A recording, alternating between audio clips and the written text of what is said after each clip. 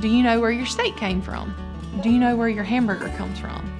Come into the museum and you will learn from pasture all the way to your plate.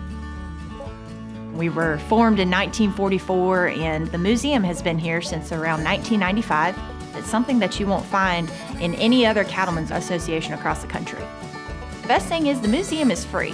When you're coming to downtown Montgomery, we're an attraction. It's a great place for the family, and we really end up having anywhere from families that are traveling through going to the beach all the way to organized field trips, really for any grade. Absolutely, adults can have fun at the museum. I think that it's one of those places that you come and no matter how old you are, you find something that you love, you find something that makes you smile. Students really enjoy the more hands-on opportunities. They can dress up as cowboys and cowgirls, they can get in the kitchen, they can build a hamburger, and then they can learn about what we feed cattle and some of the different definitions that we have in the cattle industry. Our very own cowboy, Adam Bainbridge, he's going to tell you a story about Alabama's beef cattle industry.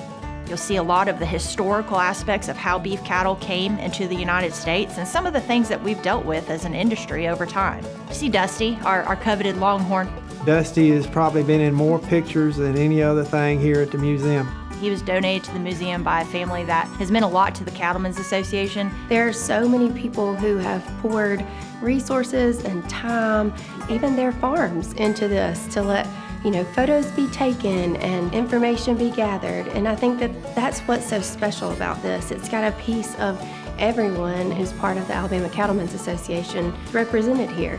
Beef cattle are raised all across the state of Alabama, and it is a $2.5 billion industry. 100 years ago, a sizable portion of our population worked in agriculture. Now we're down to less than 2%. 1% of the people have any exposure. Families are generations removed from the farm. It's very important that we teach children at a young age about beef cattle, because sometimes children might think that their food just comes from the grocery store or from McDonald's or Burger King.